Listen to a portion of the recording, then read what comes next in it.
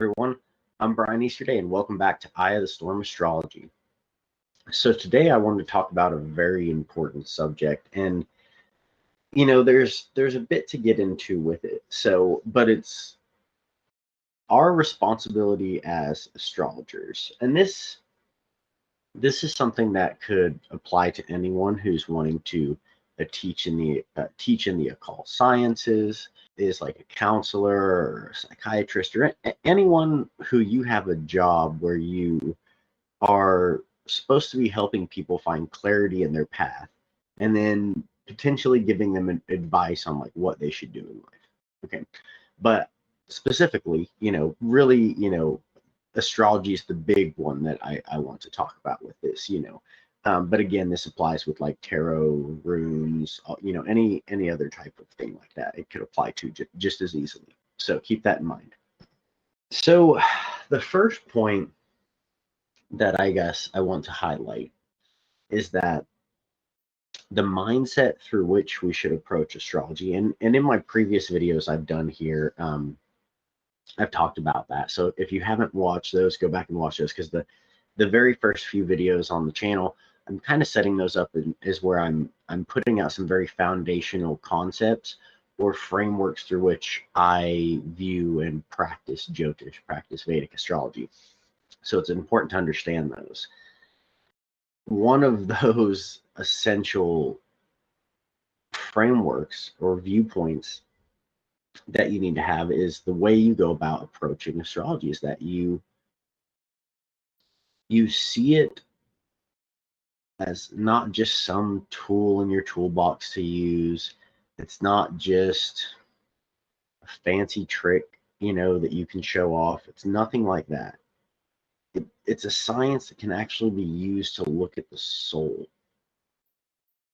to look at the karmas and things that this person's experiencing in this lifetime. So you're seeing someone in a very intimate way. So if you are doing that, you need to do it respectfully. What do I mean by that? Well, let's look at the word respect. So the etymology of the word respect comes from re, which means to do again, and spectare, which means to look. So respect literally means to look again, to take the time to look again. So how do we need to be respectful as teachers, as astrologers? Well, we need to take the time to look again at that person. Don't just make an assumption about their chart. Look deeper. Look at it from a different perspective. Oh, I'm seeing this from the Lagna. Do I see it from the Chandra Lagna? Do I see it in the Navamsha? Don't just take one thing and then run with it. Double check yourself. Can look for patterns. If you see a repeated pattern, then it's safer to say that you can come to that certain conclusion. And don't just, and I'll get more into this, but don't just have your own projection or your own assumption and then say, oh, I think I'm feeling this thing, so where can I find that in chart to give myself a confirmation bias? If you're practicing astrology like that, stop, because you shouldn't be practicing it. So you're taking the time to look at them again, but also yourself. Am I projecting onto this person just because I maybe experienced trauma in my life? Am I now expecting that, oh, they must have had to? Or do I have the assumption that everybody in society is all fucked up and all super traumatized and programmed? So that means somehow people must be wrong. That must be showing up in their chart somehow. Those are coming from a place of victimhood and a victimhood mindset. Look at the chart from an empowered perspective. If you're looking at it as a soul that it wanted to experience lessons and karmas and challenges so it can learn and grow. So just because there's a challenge there doesn't mean it's a bad thing. Maybe that is there to give them the experience and the lesson of learning to work with that energy. Well, there's certain things like certain nakshatras, they're more difficult. So what does that mean? Those things take longer. It doesn't mean they have to get it overnight. Maybe they're not meant to get it then. Maybe they're not meant to get it later, because by not getting it, they're going to have a lot of experiences in life which are going to help them then get it. And not because you told them that they should be understanding this, but because they learned it for themselves. from experience. So that's the mindset you need to go into. You need to get out of any, if you are practicing astrology with a doom and gloom mindset or a victimhood mindset, stop. Just fucking stop. It's very blunt, but I will say that. You shouldn't be practicing it if that's what you're doing, because not only are you going to be giving yourself bad karma and things like that, which I'll get into, but passing that along to others. Your own warped projection is going to not only consume the way you look at yourself, but the way you're looking at everybody else in the world. You have to have a clear mind for astrology. If you want to be practicing astrology, you need to have a strong Mercury. Whether you like it or not, Mercury is, you need to be able to understand things and to clarify and to use critical thinking and to be able to ask yourself, are my emotions getting in the way of this? Now, emotions and intuition are useful tools in astrology, but if you are relying on that, no, you're going to just, you're not going to be able to come to accurate conclusions, because you're never, if you're not weighing and balancing that with Mercury. It's great to use the feelings and things, but those have to be balanced with Mercury, plain and simple. You can't just say, oh, I feel this in a chart. No, that's not. You can have an intuition, but you need to be able to figure out how to like clarify that or check on it, and do so without just going and looking for confirmation bias. Just genuinely seeing, is this something objectively that I can see here? And I'm not just putting my own projection on here. We have to, as a teacher, as an astrologer, you have to constantly check yourself and make sure you're not being lost in your own projection. Now, I want to get into the subject of karma. So, and I'll do some deeper talks on karma here later, karma, dharma, all these bigger Vedic concepts to get more into it. But in short, understand, for simplicity's sake, understand karma as cause and effect. It's the momentum of our actions. So, as an astrologer, it carries a lot of karma. Not only for yourself, but for other people. Because they are coming to you, they're seeking advice, they're asking you for clarity. So if you are giving them advice that is good, great, it's good karma for you, it's good karma for them. But if your advice is incorrect, if it's based off of a projection, it's based off of a false assumption, it's based off of a lack of knowledge because there hasn't been enough study. So there might be something really important in the chart that you're missing. We constantly have to check ourselves as astrologers and make sure that we're not doing those type of things. And I'm not saying you have to be perfect before you go and give consultations or anything. But if you are not very well researched, then that needs to be set up front. That needs to say, hey, I'm still learning. So what I'm seeing here, there might be something that I'm missing because I haven't studied enough. Or, and honestly, that should always be the attitude that like, hey, yeah, there might be something that I'm missing because I haven't learned about that yet. Jyotish is a vast ocean. You don't swim an ocean in a day. You could spend lifetimes in it and never cover every bit, right? Does like one fish touch every part of the ocean? No, absolutely not. It's impossible. So we should always have the attitude that there could be something we're missing or something that we're not seeing, and come at it from that humble perspective. But we have to understand, when we're giving advice, the client, and this is, I'm saying this especially for people who are giving consultations, or like if you have clients that are paying you for that service, that type of thing, those people are coming to you from the perspective of, you know more than me, so I'm going to listen to you. So what you say is going to matter to them. So if for example, say you're like doing a relationship consultation, and there's like two people, and they have their charts, and they come to you as an astrologer, and they're wanting to know, hey, I'm interested in this person. Do you think this could be a good match?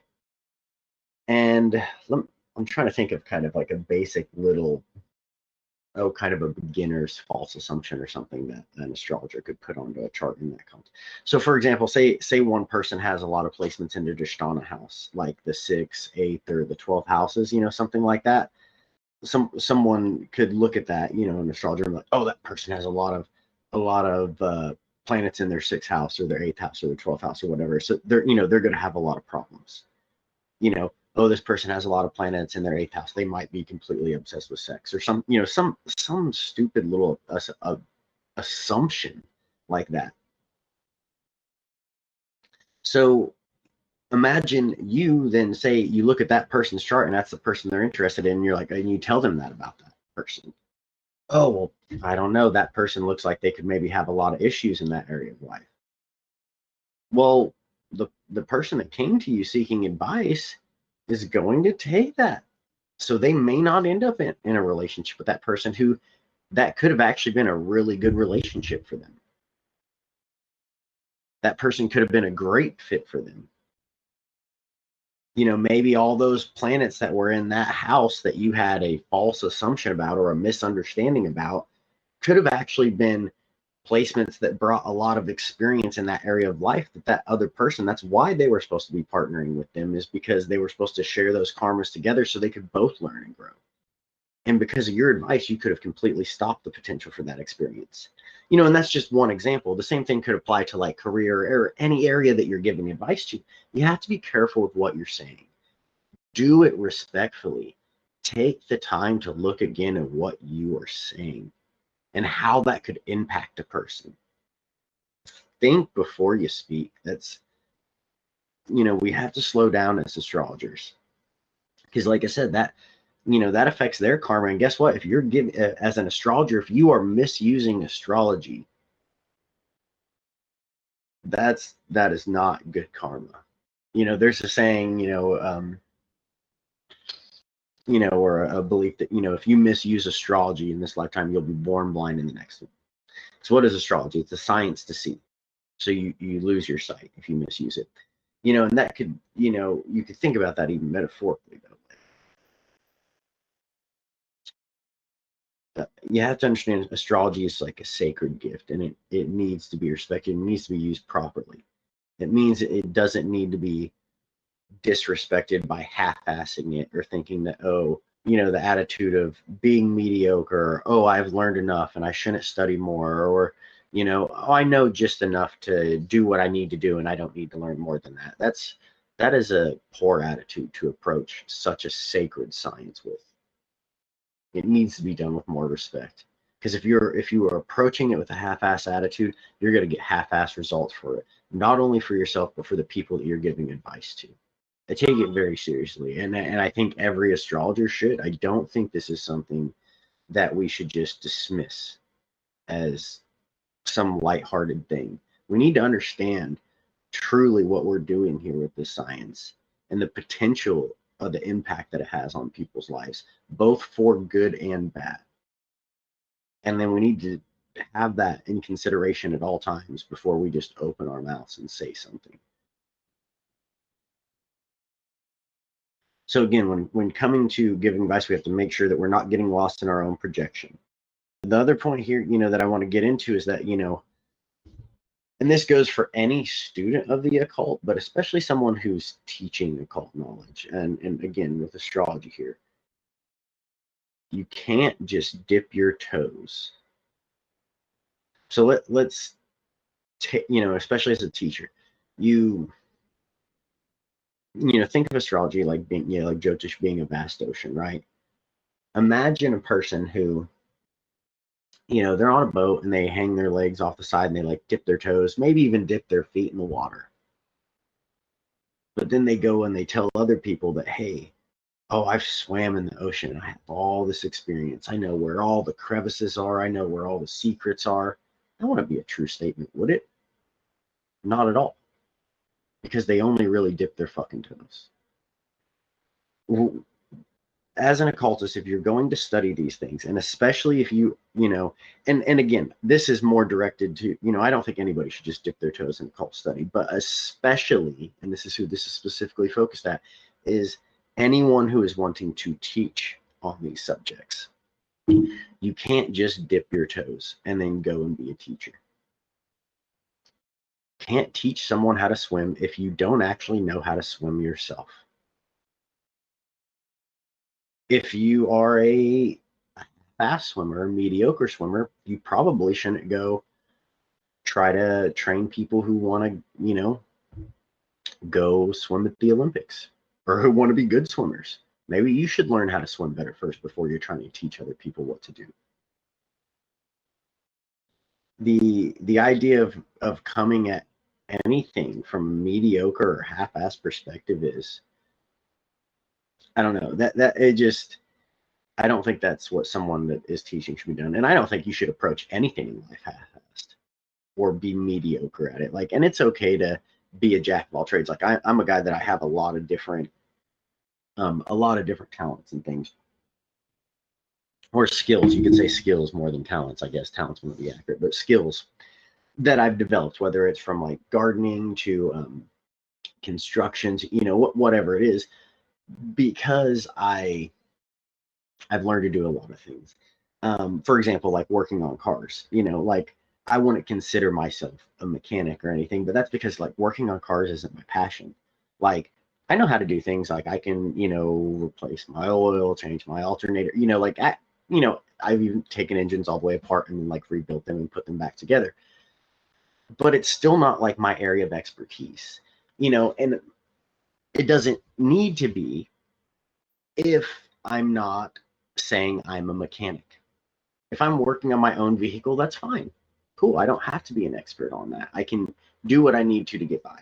But if other people were bringing their vehicle to me and I was charging them for that service and I was only a mediocre half-assed mechanic, well, that wouldn't be very right, because I'm probably going to fuck up their car.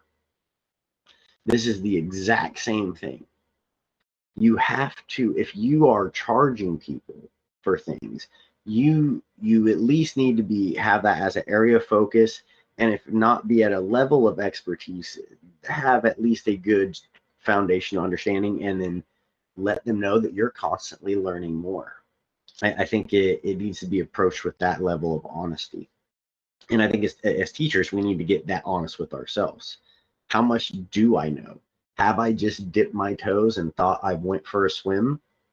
Or have I actually studied? So again, this applies with astrology, runes, tarot, any occult science, or any other area of life as well. But again, I'm focusing on people who are teaching occult knowledge, or those of us who want to teach occult knowledge, or teach astrology and then work with clients to help them find guidance in their life. Study of the occult requires a gnosis, a personal knowing and direct experience, not speculation. So when we give advice to someone, it should be coming from a place of gnosis, of experience, not of something we've just speculated about, and then we're giving advice based off of that, and not from a place of experience, because that's not going to be good for you, and it sure shit isn't going to be good for your client, or and it doesn't have to be someone even giving money. Even if you're just giving someone a consultation, like a friend or a family member, it's not going to be good for that type of person either. Whoever is seeking advice from you, it's going to be bad for, it'll be bad for both parties if you're putting those kind of unfounded assumptions and conclusions and information in there, and you haven't come at it from a place of gnosis and direct experience. So one thing I want to look at here is a perspective of that, astrologers, and again, this should be any teacher, but especially astrologers. You could think of astrologers as like what I call midwives of consciousness. So what do I mean by that?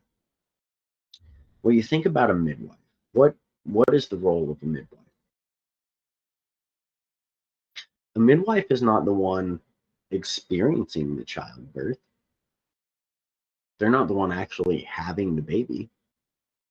They're a person with knowledge and experience in the area of childbirth, and they are there to assist with the process. They're not there to do it. They're there to assist. This is what any teacher or any astrologer should do. You're not there to do it for the person. You're not there to solve all their problems. You're there to assist them and help them be born into a new state of awareness, to the point that they get familiar enough with the process that they don't need that assistance. If you to go back to the dipping your toe situation, or the perspective of half-assing things, or just only thinking you need to know a little bit and then you can teach on it. Imagine you were like a mother, or anyone who there's a child being born. Would you want a midwife who's like only studied a little bit? That wouldn't make you feel very comfortable, would it?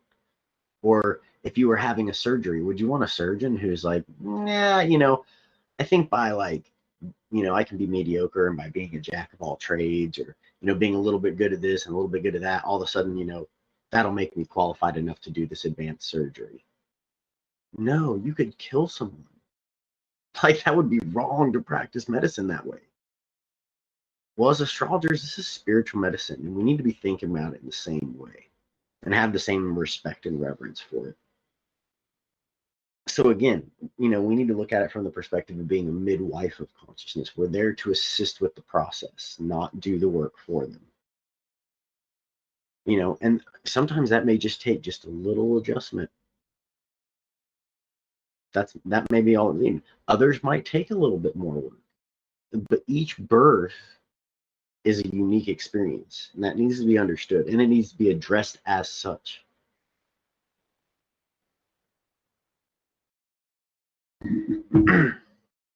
Now, the last couple points I want to get into, are obviously progressions of these other ones. The first I want to get into is with techniques.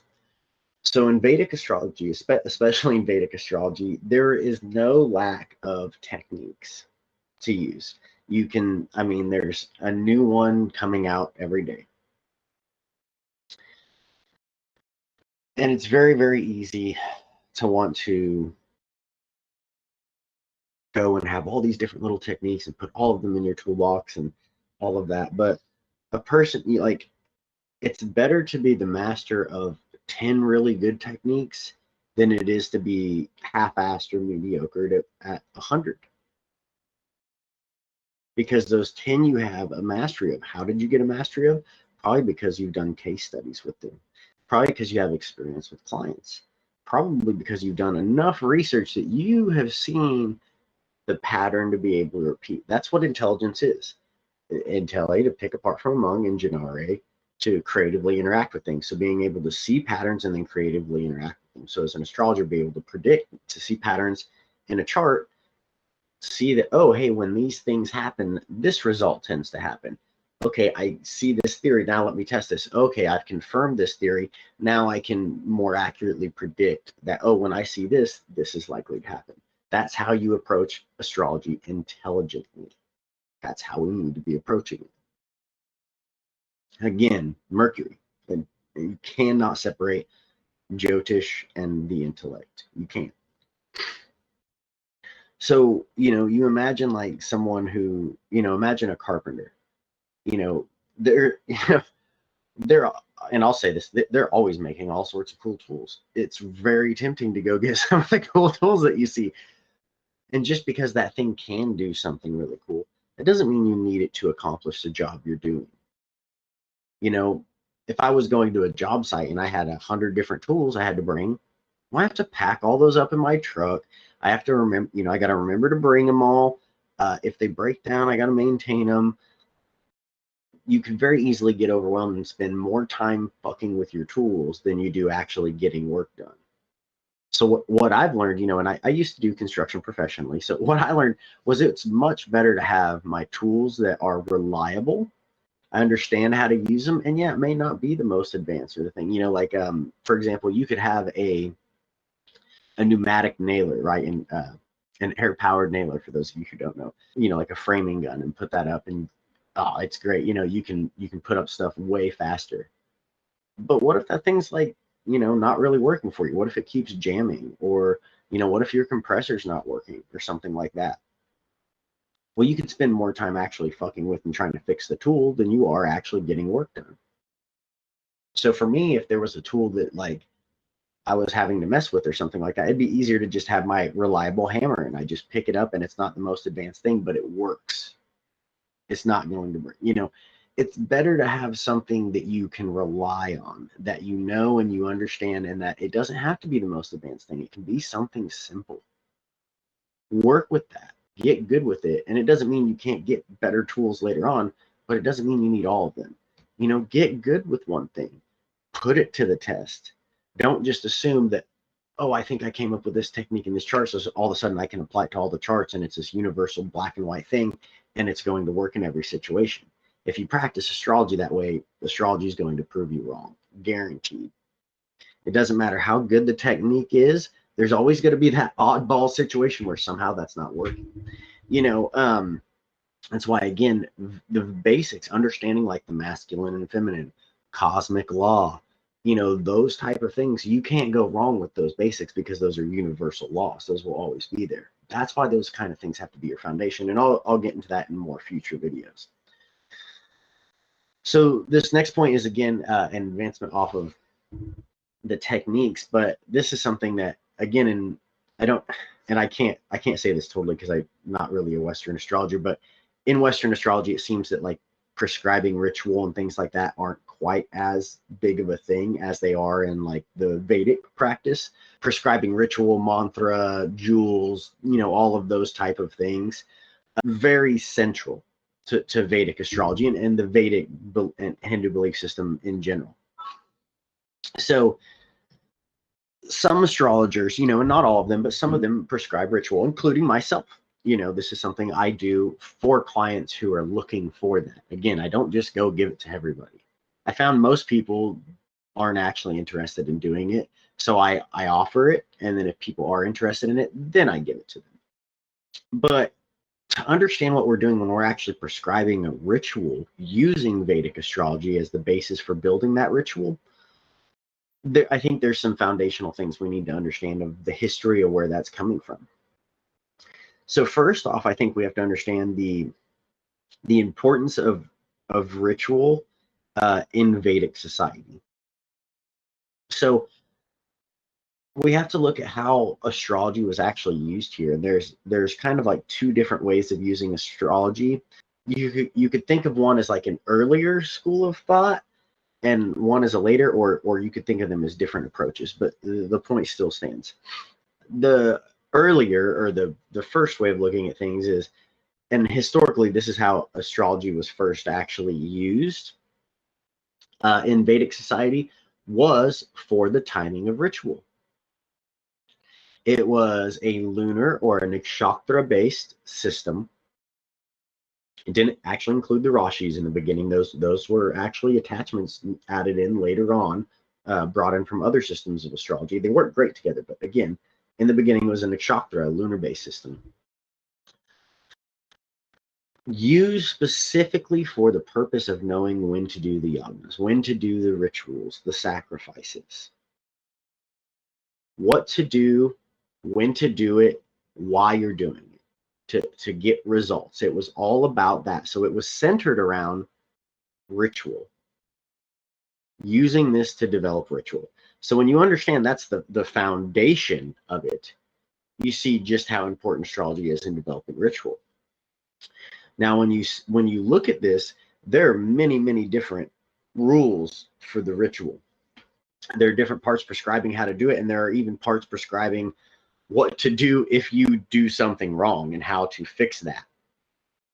So it's not just this black and white thing or the simple thing or things people should be doing and designing for themselves and teaching to other people if they haven't studied and they don't know. If you want to design a ritual in the context of, oh, this is just kind of my thing that I do or whatever it is, sure, that's one thing. Let the people know what they're getting.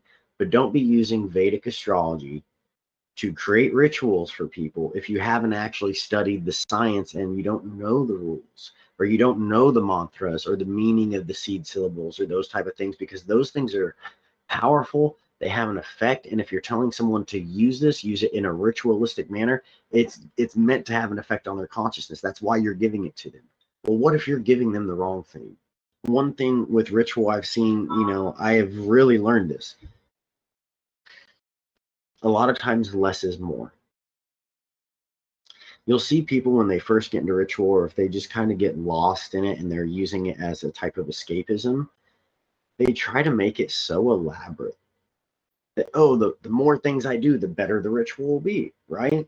Or, they're looking at someone's chart and, all your planets are here, so if we activate all your planets by doing this certain thing, somehow that must be good for you. No, not at all. You have to look at that chart.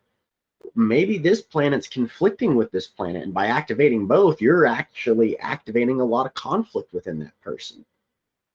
You could look at it from the perspective of, it just shows even a lack of understanding of the base of how life works. Like, we're not, the planets are the deliverers of our karmas, of experiences. Are you meant to experience your whole life at once? No. Do you need to activate all your karmas at once? Absolutely not. That's why we have things called dasha cycles, planetary cycles, where we're learning about different cycles. That's why there's transits. We're learning and having different experiences all the time, not trying to have it all at once. If you're doing it from that perspective, it's an immature way to approach looking at a chart, prescribing ritual, and it's very dangerous. For example, a person might have something in their chart that indicates that they are dedicated to their marriage, right, and their family. But they might also have another placement that kind of, on the flip side of it, says that, oh, I need to go off and I need to travel and I need to go start a business or something like that, right?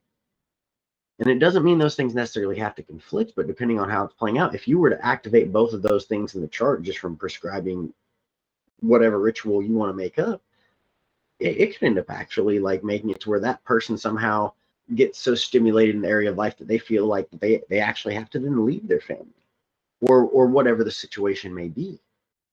You have to be very careful with what you're doing, especially, and this, like, for giving advice, but again, on another level higher up than that, prescribing ritual for people to work with, because it's going to affect the subconscious and unconscious mind. That needs to be done with the utmost respect.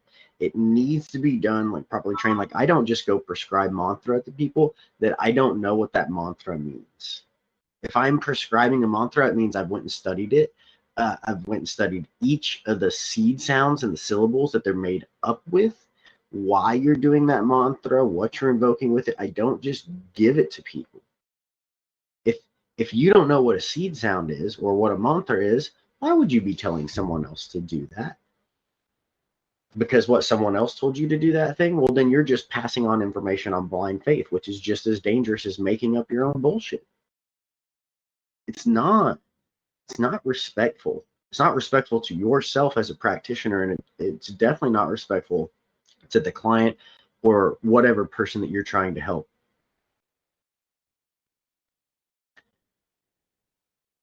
Just because we see something in a chart doesn't mean we need to say it. I can look at a chart, I can see it, and I could literally go on, I could speak for hours and hours and hours nonstop. Does that mean the person needs to hear all those bits of information? No. So one thing is, as an astrologer, I always make sure, do I ask the client, what are you looking for? Like, are there areas of life that you're looking for clarity? And I try to get specific on what they are seeking. If you're there to provide value and give them service, how can you give them value if you don't ever ask them what they're looking for, what they need? Otherwise, you're just giving them whatever you think they need. So it's based on your projection. So ask them, what are you looking for? If they say, I'm not really sure, I'm just kind of looking for general clarity, I just kind of want to know about myself, my life, sure. Put just kind of some more general information out there, but try to get as specific as you can. And if they come to you, someone approached me for like a relationship consultation, right? That's the area that they're looking for. Does that mean I see that, oh, they need to do this in their business, so I should just tell them that? No. They didn't ask me that. It's unsolicited advice at that point. They came to me seeking advice in their relationship. Just because I see there's a problem in another area doesn't mean it's my job to then go and tell them that. Give them what they're seeking, or clarity in areas that they're looking for. Don't just don't just get lost in your own projection as a teacher and put that onto them. You know, clarify with them, ask them questions. That goes a long ways. So that was kind of like the last little bit I wanted to talk on there. So, you know, again, obviously I went a bit longer than I was expecting, but it's a subject I'm very passionate about because I think it should be approached with respect. We should really look at how beautiful and sacred of a science this is. And, you know, look at how beautiful and sacred of an atma, of a soul, each of those people that you're trying to help are. Give them the due respect that you would give that. You know, like if you had source consciousness sitting in front of you, you had a manifestation of God sitting in front of you, do you want to half-ass that experience? Do you want to just be mediocre? No. Try to be the best you can be all the time. It doesn't mean you have to be the greatest, but be good. And like if you are trying to charge people for things, if you're trying to give people advice, whether you're charging or not, even if you're trying to give people advice, how do you know it's the right advice if you've only approached it from dipping your toes in the water? Again, we can't teach anyone to swim unless we've learned to swim ourselves. So that's my thoughts on that. So if you found value in this, please like, subscribe, share the video around. If you're interested in any of my services, my website should be up here. If it's not up by the time you're watching this, it will be soon after, eyeofthestormastrology.com, or you can shoot me an email at eyeofthestormastrology@gmail.com if you're interested in consultations, astrology courses, anything like that. So thank you guys for tuning in. Let me know what you think in the comments, and I will see you again next time.